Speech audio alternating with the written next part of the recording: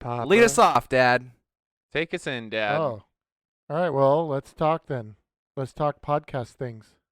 What do you want to talk about? Well, we haven't talked about our SEMA trip yet At all? at all. Like And never. nobody got to hear Yeah. about that We SEMA never- trip. We never talked about it. Not even Nope. for a second. This is the first time we're ever recording us talking about Very SEMA. first time.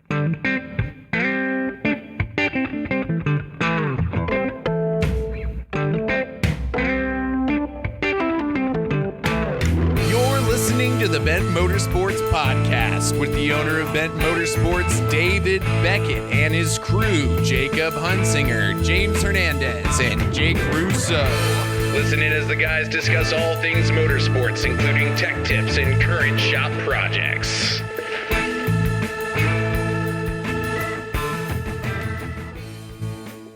Welcome to the Ben Motorsports Contest. Today we're going to talk about the SEMA and 1969 Camaros and LT1s, And Gen 5 LT1s, C5 transmission. and T5 transmissions. So if those and putting It's world class. It better be world class. it's better, it's world class, and that's what we're talking about. Is that what we're going to jump into right away? World class? Yeah. Oh, What- should we? Sure, why not, right? T5 transmissions. I mean, What makes it world class, Jake? Why do they put a WC at the end of it? because it's better. It's better. Does it have some like hardened 'Cause it's more- internals it's more or? expensive. That's what I said. It's That's more what expensive. I said. Here, you guys talk So- about SEMA and So no, here's the deal. So that's what they did, right? Borg Warner made the T5 transmission in 1981, Mhm. and then in 1985 they changed it to the World Class. And all the World Class is that Ford realized that all the other transmission manufacturers across the world were already doing roller bearings and carbon synchros and all this cool fancy shit inside the transmission. So they decided that they needed to bring their standards up on the T5 to what they considered to be a world-class standard. So instead of using just bushings and whatnot inside on the shafts, they started using roller bearings and all that crap. So that's what the world-class stands for. And that happened in Oh. 1985, of which Ford started using those transmissions immediately on their production cars, Mustangs and stuff. It took Chevy till 88 before they started using the world-class, and they would use them on like Camaros and Firebirds and shit like Yeah. that. it came firstly. It came in the AMC Spirit. It was Yeah. rated non-world class, so rated to 265 foot-pounds of torque. World class variants are rated to. Let me see if I can find it real quick. I can't find it right now. Is that rating like with that amount of torque? This will last X amount of years. No idea. I want to know what that is because I hear it all the time. Oh yeah, this thing's good for 700 horsepower. Well, when? All the time? Sometimes? Like every now and then? Once. Yeah, one once. Yeah, time. one You know one what I mean? one shock load value, Yeah. one clutch dump value yeah. of 700 one horsepower. use. Hey, it worked there for a like- second. Cats with 9 lives, you know? It's like transmissions only have X amount of little incidents you could do. Like, oh, it's a drift car? Yeah, you got like 5 days out of that bad boy. So a lot of people think that the T5 is a Ford transmission. It's not. It's a No. Borg Warner transmission.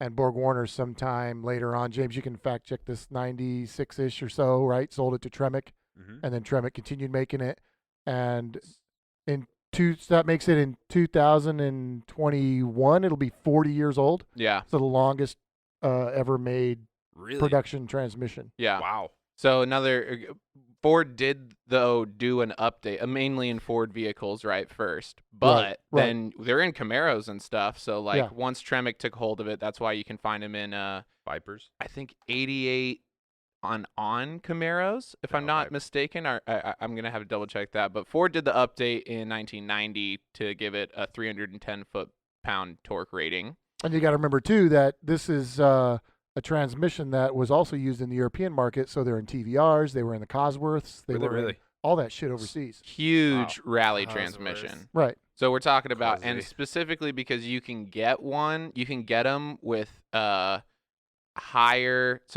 lower first gear ratios. Is that numerical value? So- or And that's what I'm saying. It's so hard when you say that. So you can get one that actually, like, first gear in most of them is just worthless, and then it's a granny gear. But for rally racing and stuff, you want 5 gears. When you realize if first is a granny gear and fifth is an overdrive, you're actually driving a 3-speed transmission. and people don't understand. That's why like gearing is so important. You look at all the numbers and you're just like, who cares if I have a 310 first gear? And I'm like, well, if you're running 410s in the rear so that you can have any torque in third gear or whatever, then first gear is just spitting out at like 25 miles per hour. But you want first gear up at like 45 in rally racing. I had that in my car because I had a 410 in it with a 256, and I didn't even use first. It was pointless unless I was like literally on a hill in San Francisco. That was the only time I do a fucking 2-hour burnout. Yeah, that was the only time I should have used that first gear. Yeah, the T56 was used in the Vipers under Borg Warner, I think, because those came out in the 90s. The first Vipers. I don't know when they came out. Yeah, Those come out wasn't in the the first 90s? Viper was like a 95 or something, right? Yeah, They and were those had a cool. Borg Like an RT10 or Warner something? T56. Oh, But SR210 Bumblebee. The other thing too is like that. Obviously, one of the reasons why the T5 is such a adaptable transmission is because it doesn't have a one piece body. It's got the detachable bell housing. You could literally get any which combo to fit pretty much any engine around. When I was on that whole 2.3 liter Mm-hmm. kick, I was looking at people who'd put world class T5s behind them and whatnot, and it seemed to hold up pretty well. So you read all about them; they're great. Tremec and Borg Warner and all these companies. You just get so lost. You're like, well, it's a TKO, it's a 3500. Yeah, because there's 15 like it's other ones that you can choose from. TKO 500, Well, and yeah, 600. Before the T5, before Borg Warner made the T5, there was like the T4, there was the T4 like A, there was the T4 AC. Like there's Mhm. like 5 other transmissions before they even got to the T5. So it's like everything else, including the engines on all these manufacturers. It's just this constant evolution of change and improvement, right? Yeah, and And you'll then- see like 2 cases, and they're almost exactly the same, but there's like one more little, access cover up on the side or something. Like, oh, Yeah. nope, that's a whole different generation of transmission. Well, it's just like, when people talk about hot rods, why does everybody put a Chevy 350 small block? I mean, this is before the LS days into a hot rod. Well, it's because they have been making them since the 50s. It's the same freaking engine. Same thing with this T5, right? It's forever, so it means there's parts abundance. Mm-hmm. There's no shortage of parts or there's no shortage of anything, right? So it's cheap, it's easy, and they're strong as shit. So Yeah. great. Chevy 350 small block and a T5. Done. Put it in every hot rod out there. Yeah. That is It's like simple. the staple. And then Yeah. the Ford 9-inch in the back. Yeah, Didn't exactly. we put a T5 behind Jim's 390? Yeah, that's a TKO T5. Oh, those are 2 different transmissions, aren't they? TKO and TKO. We did the Tremec TKO 5-speed, Okay, got it. right? So is that? I mean, Technical Yeah, because that's like knockout. what we have in the Camaro. Is the TKO 600. I think yeah, there's a 500 and a 600, and I'm probably wrong, but I feel like it's the GM versus Ford variant, for bell housing to bell housing or something like that. I don't know. yeah. Maybe I'm not versed on that part of it either. And it might also. I mean, we could look into it. I suppose we could look it up, but we'll just talk shit and pretend like we know what's going on. But it could be like that you can get them with all different gear ratios, right? No, you Yeah. can. So that's why you're looking up like We the have- TKO engines. You can go look at a chart. We're not going to talk about it right now because it is a lengthy and Yeah, but that's kind of the cool thing about it. And since it's all T5, you can swap these parts in and out, right? right. Yeah. So Get whatever that's- cluster gear you want. And you set up can your build ratios. it into whatever transmission you need it to be. It is like the ultimate in modular design. Like you can't. Sure, an R150 trans out of a Supra is an amazing transmission, super big and burly strong, but it is what it is. Like you're not gonna go be able to source different gear sets easily for that transmission, other than the Right. gear sets that came into it. And when you have this transmission, which has so many different, I mean, obviously start with one that's probably from a V8 is going to be a good idea. But then from then on, you're just talking about, all right, well, what input shaft do I need? What first gear ratio do I need? All that stuff. But yeah, they're go look up a chart if you want to know that. We're not going to get that Yeah. techie. I'm like, you're not going to remember the 5 minutes where I list off all the first gear ratios from 85 to Yeah. like 2001. You're like, Yeah, that boring. was super interesting though. 1985. It's a 295. This one's a 2957. This one's a 325. This one's also a 325. So that brings us into the LT, right? The Gen 5 LT1 that we're putting into the 69 Camaro. And any issues? Anybody got anything you want to talk about with that? That was fun interesting situation. Which is why we're talking about this in the first place. Yeah, If I mean, people don't know. We made it a Gen 5 LT1 to a T5, and it's going in a 69 Camaro. And that, though, it's pretty neat. Yeah, super fun. I'm not sure if that was clear. Yeah, so that's what we're doing. Let's see. And I don't know, we did the Gen 5 LT1 into the Defender, so that was our first dealings with that engine. But that was also with a transmission that came out of like a giant Suburban. You Right. know? Like, so that trans is obviously capable of handling that. I feel like with the T5, one of the reasons why it is popular is because the actual physical size of it. T56 is a way bigger trans than the T5 by a long shot. Well, in the Defender we put, it was what, 8L? 8L90? 8L90. That transmission was no fucking Yeah. way Yeah. that would ever go into a Camaro No. without No. completely cutting Like the floor literally out. sitting on the floor. Mhm. Yeah. So, which is fine. That's not what we want in the Camaro. We want the shifter in the Camaro, which is badass. But I think I never had realized that there were the two different bell housings. Yeah, so there's two different size flywheels, and something based upon, I don't know why. Do you remember what he said? The guy at McLeod, he was very, very helpful. It was and from the small block Chevy days was when the two different flywheels started. I think there was a bigger one and a smaller one, right? And that Okay. carried over into the LS series. There was a bigger one and a smaller one. Is there though? Oh. Is there two different bell housings for the LS? Or no, okay, so here's what I think it was, is that in the small block Chevy days there was two different No. ones, and then once it got to the LS It's standardized. / LT, it standardized to one, and It's this guy just so happened to have the smaller one. Right. I think Or it's the big- standardized to the bigger one. Yeah. And so then everybody's like, well, no, it's the same. Everything's the same. Yep. Well, no, GM did offer a smaller flywheel with a smaller clutch Mhm. package and a smaller bell housing. And I forget the inch diameter. I of it. want to say the tooth count on the flywheel Yeah. was like 6 or 7, like it was Off. very minimal as far as the actual size of it, but for So, some reason they yeah, had a need.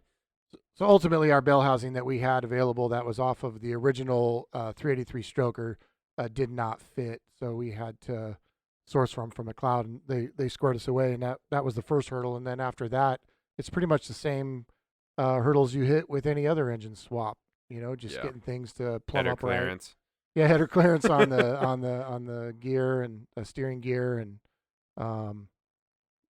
what was one of the other issues? I know that we had some other issues. throwout bearing. Throwout so bearing.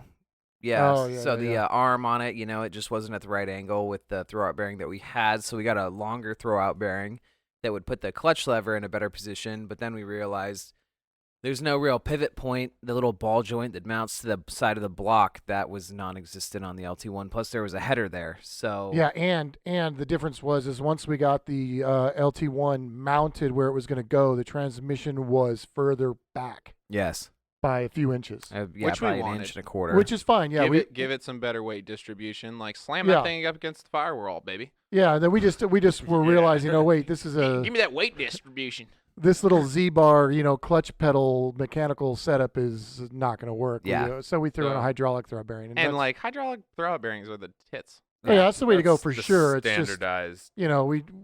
Rad. It's not that we weren't thinking ahead. It's just that we were on a serious time constraint with the job. So it was get as many things to work like they were before, so they don't have to be re-engineered. Ultimately, in the end, fuck it, you got to re-engineer everything. It's Yeah, all gotta be That's dealt what with. happens. Pretty much. I mean, the other Unless good.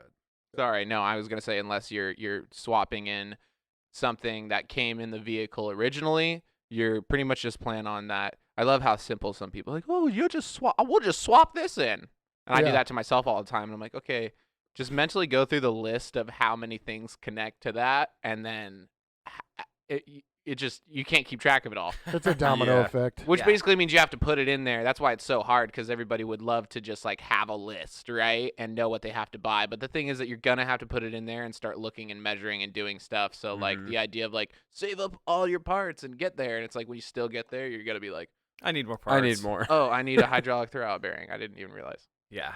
But Yeah, So that's it'll fine. perform so much better though, all around. Oh, new it's gonna- suspension, new clutch, it's gonna be great. Yeah, gonna so be the, great. the car came in and it had already been restored at some point in its life, right? It's a beautiful car. but it still had stock suspension. It had a very, really nice stroker engine in it. But what we did was we went all new Ride Tech suspension, so 4-link in the back and everything new in the front, coilovers everywhere, and we're changing the interior color, all new wiring front to back. Of course, the new engine.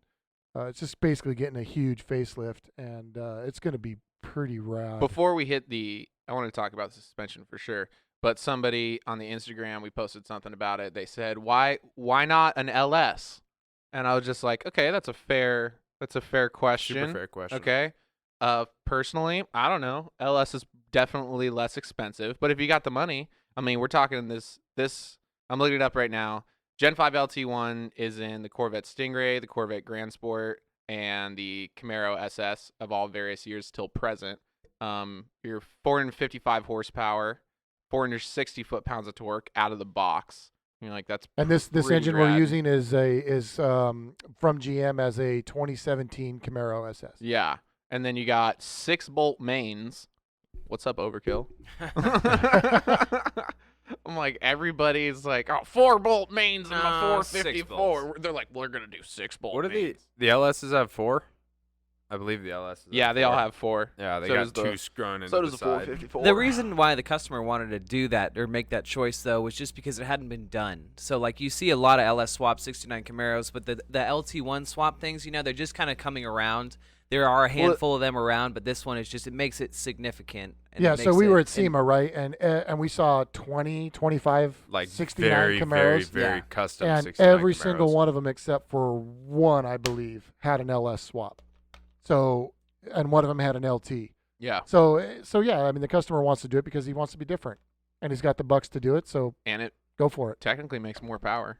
Wait, Yeah. yeah, oh yeah, It makes more more power. power. Well, dude, and it's reliable. It's new. The one Better big mileage, thing, way better yeah, mileage. the big thing with these is that they're direct injection, which is basically, from my understanding, it's like such a high pressure fuel rail that it's atomizing the fuel at such a rate inside of the combustion chamber that it just burns so completely and so cleanly, and that's where you get the advantage over like an injector that's upstream in the manifold, I guess you could say, that's traveling into it. Like Yeah. this is directly into the combustion chamber. Yeah.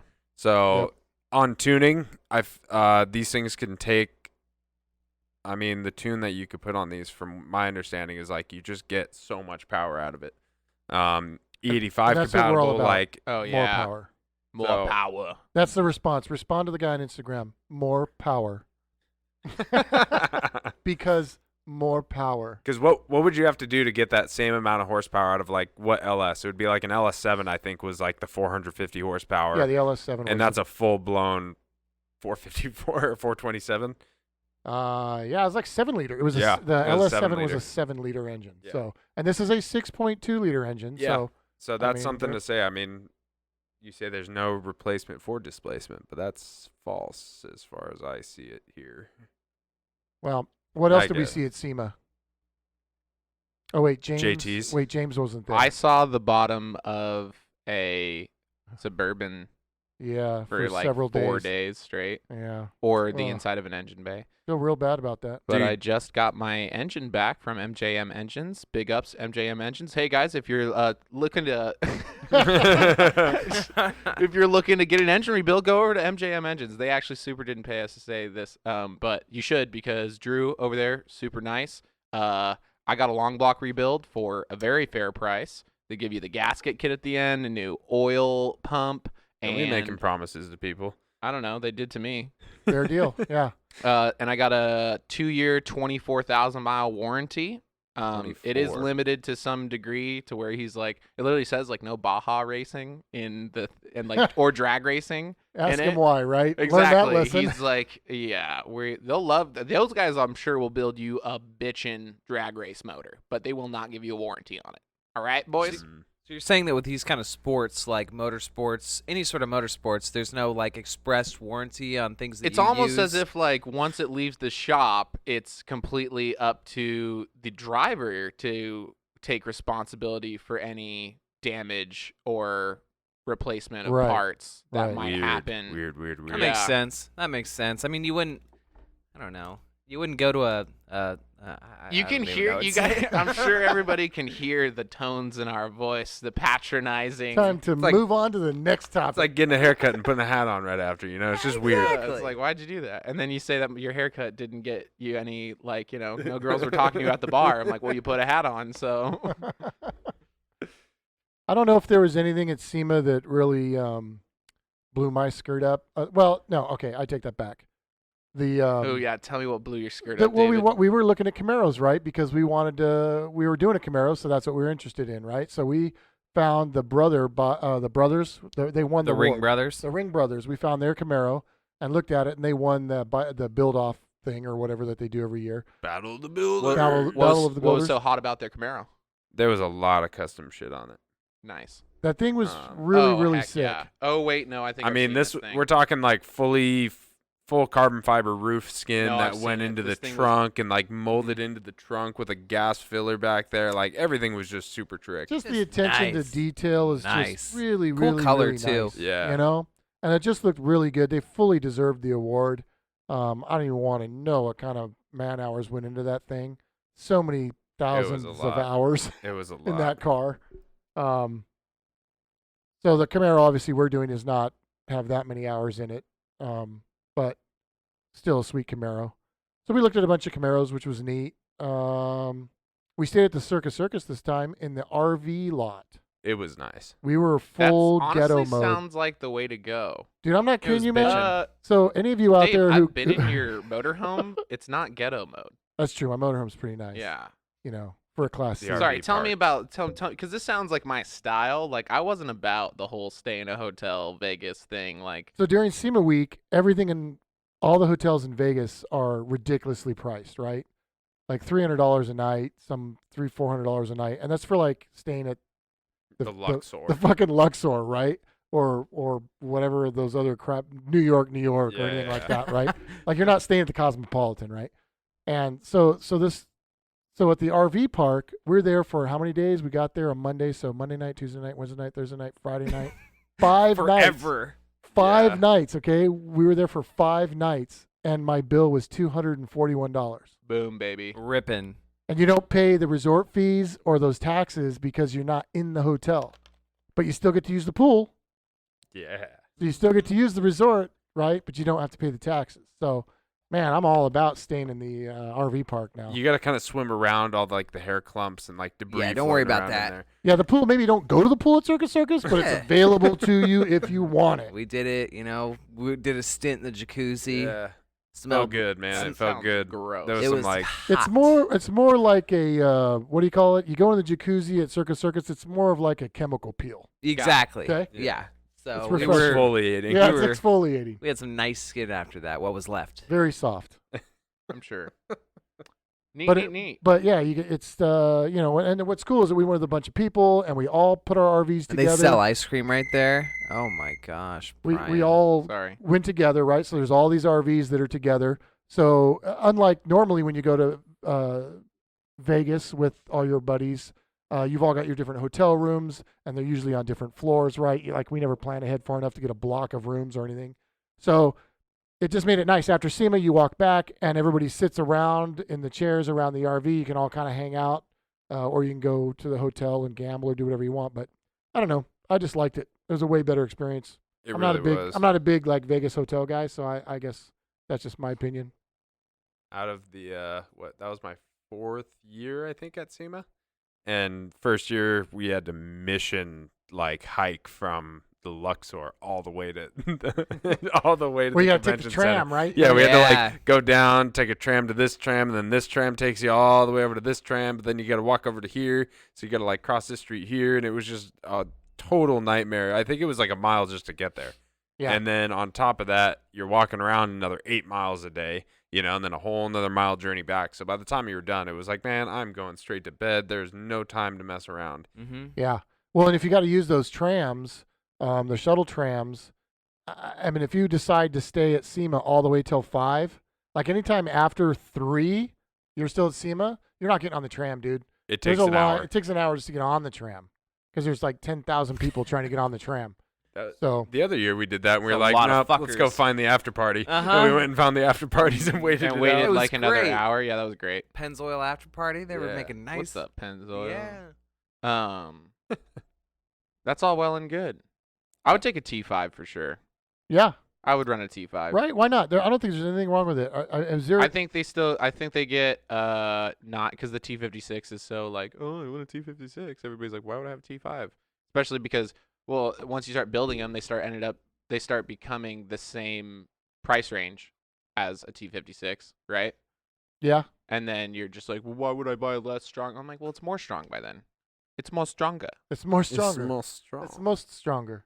Same thing with the LT1. I think the LT1 still has the rep in the back of everybody's mind. Where like the LT1's the motor you buy if you can't afford an LS, and you're just like, really? Because the new one is rad. Yeah. Yeah. The new one's a beast. Yeah. Well, I don't know. I didn't like. You're talking about the old LT engine Yeah, no, back in the day. The Those were two-port. garbage, weren't no, they're they? garbage. Yeah, They those were But that's what shits. But that's the name. The name of the LS came out, and LS motors are awesome, and they've always been Yeah. awesome, and they stayed awesome. LT1 has gotten good, and I think people are still kind of like, I don't want an LT1. I want an LS motor. They'll get over it. You're just like, look at the numbers, idiot. Well, here's the other thing is that the new LT1 is just so shadowing over the old one that the old one's just going to be like, oh, you mean that like hunk of shit that came out after the small block Chevy, like, you know? All it is now is something that irritates you when you search LT1s on Yeah. Google. Like Yeah. you're trying to find information, and it's all this shit from the '80s, and you're like, dude, I just there's what nothing. about an LZ? You know, Yeah, like come on, let's just Chevy. differentiate Something this a else. little tiny bit. Mm. Maybe that's why nobody wants to deal with it because they can't Google search it correctly. Yeah, I think Ah. that's an issue. Lazy think that's bondage.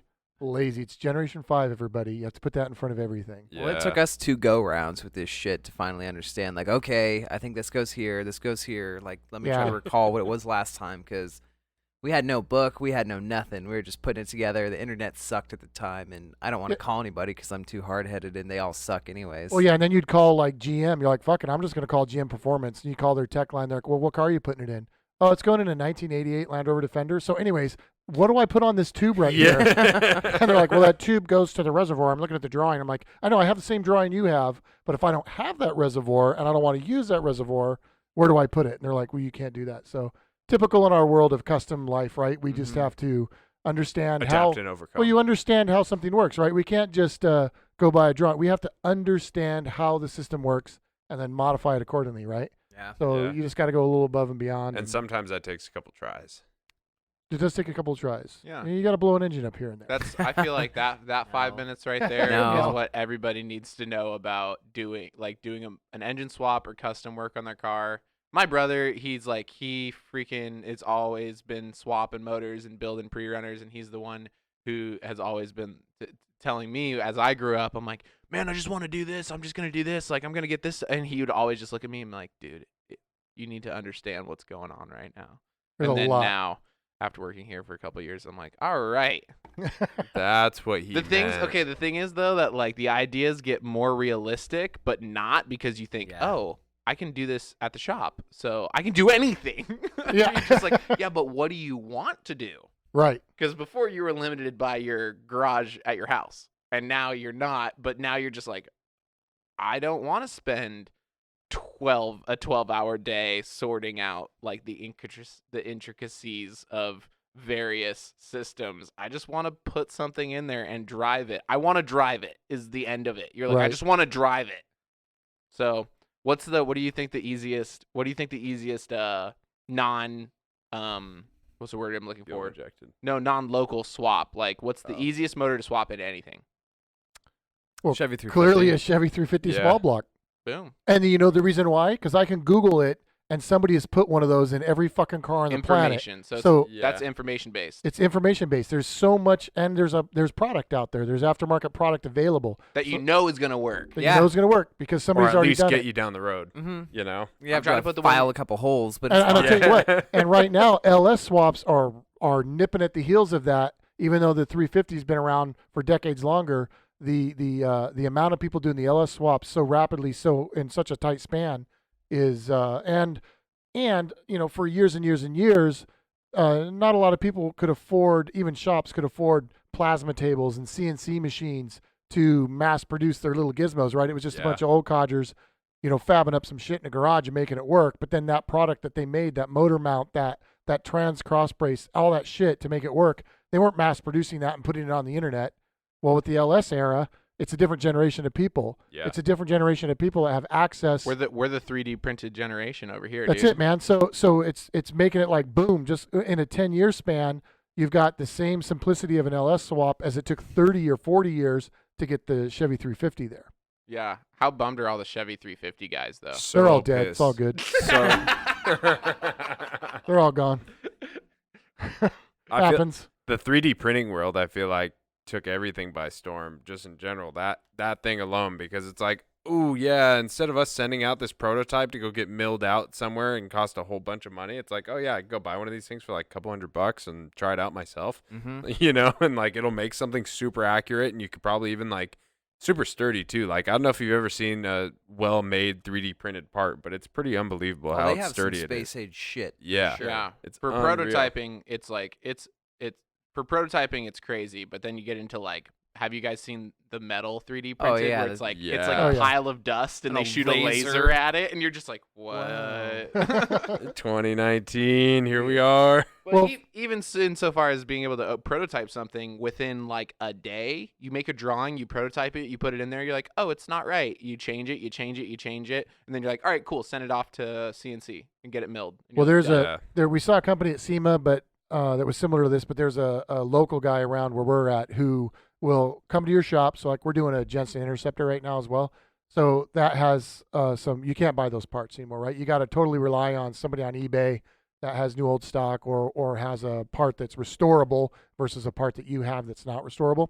And they'll come over here and they'll literally like scan our huge, intricate dash area on the Jensen that's all crappy. They'll scan it, draw it, finish drawing it in the computer, 3D print it, and then hydro dip it and do all this bullshit to it, and they'll hand it to you, and you've got like basically a brand new Jensen Interceptor dash. And it's super reasonable on price because it's actually very easy to do now. yeah, whereas- they don't have any cost. I mean, the cost of materials is like whatever it took to build it, and then everything Right. before that was just like we scanned it with a gun. Yeah, I mean, I used to, if I needed to make a part that was not available, used to have to find one that was close, right? And Bondo the shit out of it and make it look exactly like you want it to, and then make a mold and a buck, and then, and then pour the stuff, and next, you've got all this. I don't even know what you're saying right now. All David. this all time just and- sounds so antiquated. Boom. Big words. I Yes. used a big word on David. Antiquated. Killing it. So way better now. Technology is definitely helping out our industry. You could just see it. Everything's just evolving so fast. I mean, you will see a lot of the same stuff at SEMA every year, but a lot of the stuff that does come out that you really take the time to look at, you're like, damn, man, like, how do you even think of this? Damn, little things too, right? Yeah. So like the one thing that I try to look at now, going there, because you kind of get the feeling that you're gonna see some cars that you're not gonna appreciate, right? Mm-hmm. We talked about that before, but to go in and look for the small things that are setting these builds apart, like whether it's this one that there was I think it was the Mother's booth. There was a gold Corvette. I think it was a Stingray 65-ish era, Yeah. and that you almost guarantee if you're a car person and you do that thing on Instagram, you probably have seen the engine bay.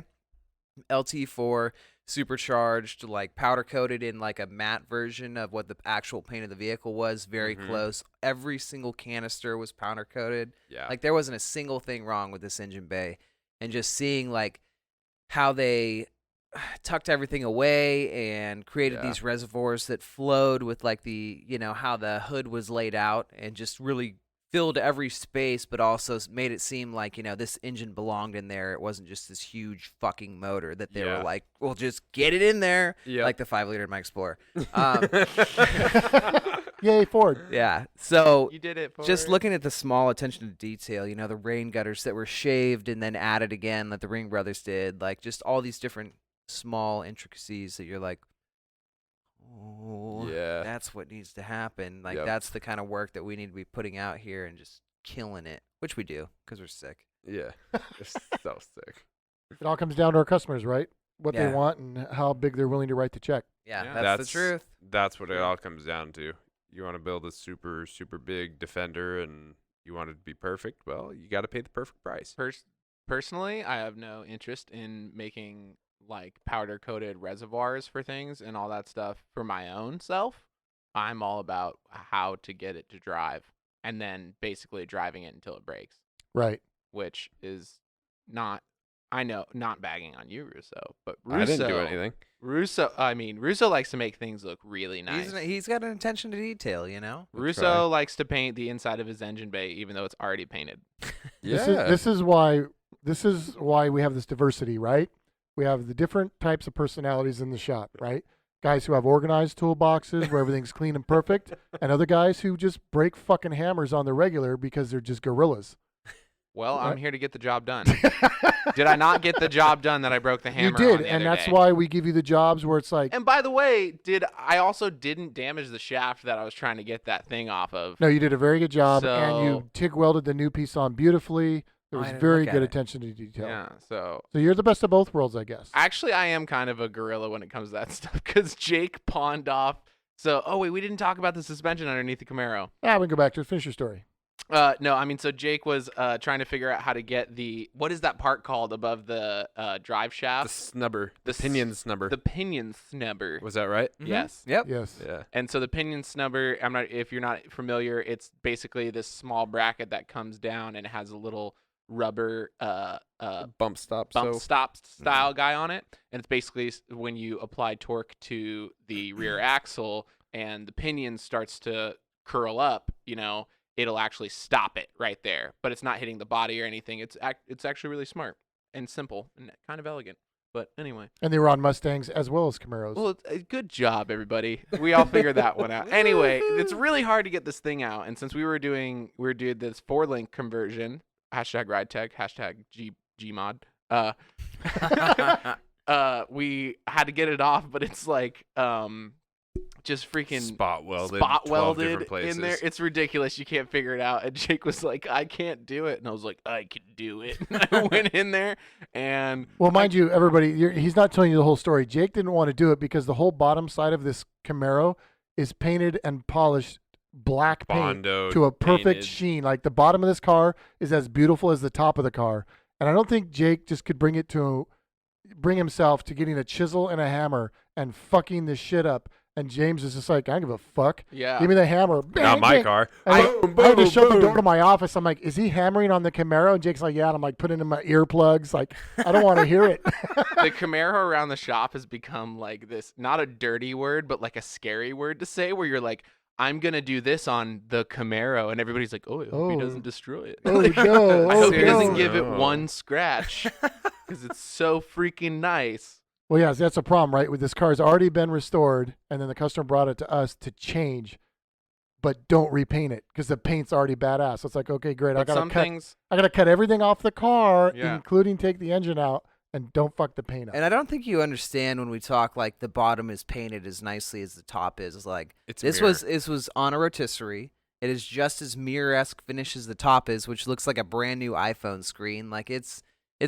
pristine. It's Yeah. legit. And everything is bonded flat. Like everything, there's zero contours. Like it's just, this is one flat piece. All the spot welds, flat. You don't know where they're you just at. don't know where Gone. So you James get- found him. Yeah. I found him. I found him. There's a deep, dark part inside of me that actually like hates cars with all of my being. I just hate cars. Like on the surface, I'm like, I love cars, but then deep down, I hope every car No, you don't like burns cars. to the ground. Well, it's like it's a typical addiction, right? yeah, you love the thing as much as you hate That's it. it. But That's yeah, it. so I got angry at it and I got it out of there, and then I repainted it and fixed it up really nice. So Nice. just potential customers out there, don't worry, we don't f up your stuff and then just leave it that way. Yeah, no, it's good. It's all back to the way it was. We do it right. So real quick, the suspension conversion on the Camaro, Yeah. which is actually pretty neat. The front was a straight up coilover conversion, right? With Yes. arms to go with it. Like they had the proper mounting brackets for the coilover bottom, which is what changed from like the factory lower arm, and then the top was tubular with a uniball, or was Yes. it just a regular ball joint? Regular ball joint. Yeah.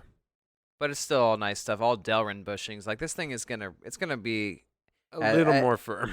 it's gonna be a little more firm. You get a little more road noise, but who cares? You know, thing's gonna corner like a gajillion times better than it did before. Yeah. Because I mean, if you think back to How many zeros is in a gajillion? dude, lot. Many. more than you All can count, old man. Got me. Plus, just going away from like those, old suspension design we were kind of working at it, right? There was like slow and steady improvements on it over time. And back then, we just had a spring, right? It was to support the weight, and it was kind of soft and plushy, and the shock was as well. You got this nice Cadillac ride, but then you see this, Chevelle going down the side of the freeway, like just floating up and down over every bump. And you're like, Yeah. you hit a 1-inch bump, you should only be using 1 inch of travel, right? Yeah. So what's the sense in using this 6 inches to just kind of float you down like a waterbed? because So I love Cadillacs. the Cadillacs are rad. It's all about but, the you know, ride. It's all Yeah. about the ride. So just the adjustability. There's, I think, adjustable rebound compression, something like that. Fancy little ride tech coilovers, That's accurate badass. spring Which rates. are actually Fox coilovers. Yeah, Fox manufactures those. So that's Accurate cool. spring rates. Yeah. I'll put it this way: the original Camaro suspension is the same style as what was on my '93 Chevy C1500. Dude, the upper control arms look the exact same. It's literally It's all the looks same. it almost looks the exact same, and I'm just like, why is there a '90s trunk suspension on a 60s muscle car? I'm like, because that's where they were at. So probably update that stuff, everybody. You know, Yeah. if Yeah. you actually want to like drive it. If you don't want to drive it, that's fine. You And just that's wanna why park it everybody in your cuts car. all their shit off and puts a Mustang 2 on it, right? Because you have Yeah. infinite adjustability with Yeah, this whether kit. it's It was a actually C10 or a Camaro Yeah. or anything, it just gets a Mustang, too. front clip. Yeah. But now with companies like Ride Tech, you don't have to chop it and put a Mustang 2 front end on it. You can just change it to Yeah, you just Ride Tech. they've taken the time to design a kit that really makes a significant change, and that's cool. Well, and like going to the by rear the way, end- though, sorry, we gotta give. I'm gonna knock Ride Tech real quick. Yeah, knock 'em. You Get have 'em. to buy the arms separately. You can't buy the steering. Or wait, no, Oh it was yeah. it So was- so you order new spindles. Like we have one-piece spindles right now that have the where the tie rod mounts is integrated because it's Sound a like cast Conor piece. McGregor right there. Okay. Where are the tie rod mounts? here to take over. I think they were cast drop spindles, Uh-huh. aftermarket spindles, and that was a part of it. Whereas we got these new Ride Tech spindles; those didn't have a steering arm with it. So kind of lame. They didn't, specify that in their drawing. But I suppose since we did have an aftermarket part on it, then Yeah, it's hard. you get one. It's hard with a Everybody gets company one. like Yeah. Yeah, it's hard with the kits. Most of the kits out there are all lacking something, right? Because I guess there's a lot of variables and options. But I don't know. All in all, it's a good kit. The rear piece, the big cradle that goes up into the unibody in between the unibody and the back, doesn't quite fit right. But It is a in their nice def- piece, though. It's like It is a really nice perfectly piece, morphs and- almost to what it should be. I guess in their defense, that car is super old and it's been driven. It's flexed. It's moved around. There's lots of How you- Bondo. Yeah, there's lots of, how are you going to make a part to fit? So again, taking a hammer to the bottom of the car and it fits now. Jesus Christ. Whatever. Stylistic Bondo, not structural Bondo. Stylistic Bondo is, I'm not going to say okay. There's no such thing as structural Bondo. Okay, we don't. There's What are you some putting, people chicken wire in who it? put, some people, that's what I'm saying though, is like when somebody says, oh, there's lots of Bondo in that car, you immediately think, oh, that thing's been crashing, it's a POS, and like it's bad. Oh yeah, no, it's just skim coats to make things look real smooth underneath. That's an old hot rod thing. All right, enough about the Camaro. We need to talk about Where Jake's is the new Camaro? car. I've been waiting. What'd you for get, it. Jake? I got a car. So, the Beamer's taking a toll on me. Honestly, it's not exactly a daily driver. I'm finally admitting it. No, why? What's it It's, missing? it's comfort, Yeah, comfort, Do you have, amenities. no air conditioning, No. heater. Borderline, no. Just a loose, squeaky hole firewall that allows some heat in. Yeah. Got it. Yeah. Bad seats that are still from 1983 that all the horsehair is depleted onto the carpet. Just things like that. I still drive it. I love it, but Craft total it. yeah, Total probably it. probably total it. So, I was searching for Jeeps actually for a family friend, which is kind of funny. They were like, hey, my son's turning 15 and a half, he needs a cool car for high school. So I started going, okay, cool. Let me take a look. So he you wants found a Jeep. one and swooped it out So- from under him. That's You're a I grade found A my piece of own. shit. Screw you, kid. Yep. Yeah. You don't get this one. Learn This how one's to for use me. Google, dummy. So I started looking around, and I always get excited. I love looking for cars like everybody else does. You go on Facebook Marketplace and spend countless hours on it. So I'm looking around, found a Rubicon LJ. Really stoked. I was really, really looking to get that, and then it had transmission issues. The dealer was kind of assholes. They were all just The kinda dealer was kind of assholes. the dealers were the The assholes. dealers assholes. So I ended up kind of X-naying that one and kept looking, and it was weird because I was like, wait, am I looking for a Jeep for myself now? So it was like I was looking for like the couple $1,000 Jeep, and I was looking for like the little bit nicer, has all the amenities to it Jeep, maybe a little bit done up. And I'm sitting there going, wait, my sister's friend had one. Let me see if he still has it. So message him. Yeah, I still have it. Like some dude offered me, X amount of money for it. And I go, well, dude, like tell me more. I'm interested, So he sent me a bunch of pictures. It looked pretty clean. So had a bunch of parts too. His parts receipt was like $13,000, which was like regearing and the long arm kit from Rubicon Express and countless other things. Heck of cool Casey stuff. headlights for sure. Yeah. Daymakers. So it's a 2001 Jeep TJ with a long arm kit. So it is a short wheelbase, but it does have the long arms. It's got like big Curriana rock front sway 60th bars. anniversary edition. 60th anniversary. And actually, they made those in two Yes. different colors. The silver ones, they made like 3,400 of them. And then the black ones, which I got, they only made 1,800. So I have a one of 1,800 car.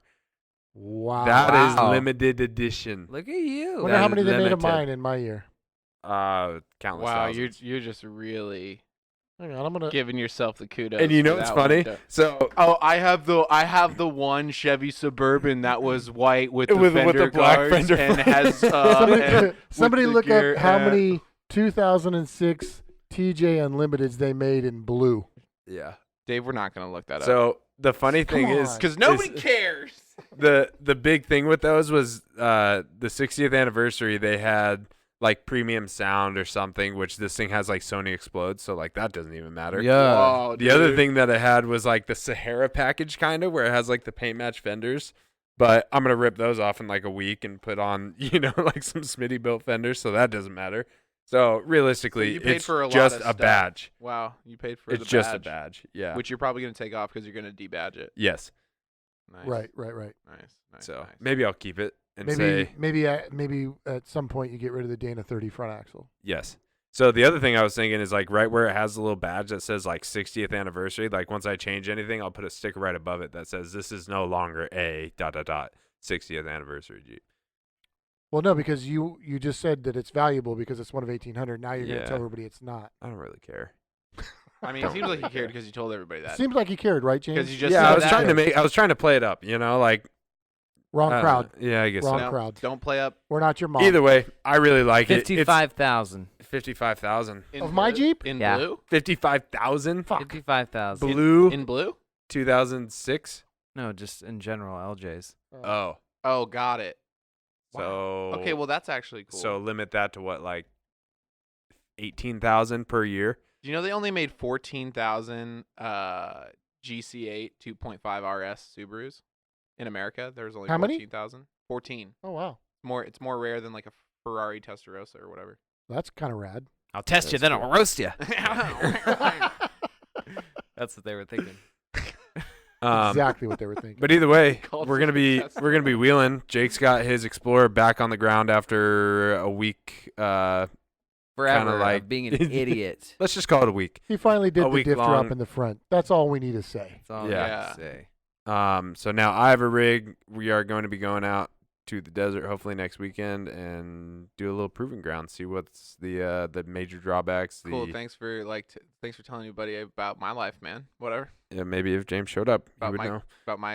about my life Sorry. and what I'm doing in cars. What'd you get? James, what are What'd you you doing, get, buddy? James? I got a 454 rebuilt. I already told everybody that, so it doesn't matter. Now you just have to figure out how to get it back in your And bourbon. it's a numbers matching engine going in a one of 18,000 Four- white four- Suburban with 454s for life. 454. Oh yeah, you guys are gonna have battling 454s. So that's the other thing. That motorhome finally showed up, the donor vehicle. Yeah, Yeah. it did. So there's a 30-foot 1984. I got the title for it. I don't remember what the brand is, but there's a big, huge motorhome outside. That is gonna get sawzalled up this weekend. Right? Yeah, Is it this weekend? Yeah. And just so you know, it's supposed to rain Saturday and Sunday. So have fun. Okay. He's working on the inside. I'll start on the inside, you friend. of Oh, mine. yay, buddy. We're also supposed to put the motor in my Suburban this weekend, so we'll see what happens. I'm also supposed to do ball joints on my Jeep this weekend. How funny. And you're Oh my also gosh. supposed to go to Radwood? On Saturday, yeah.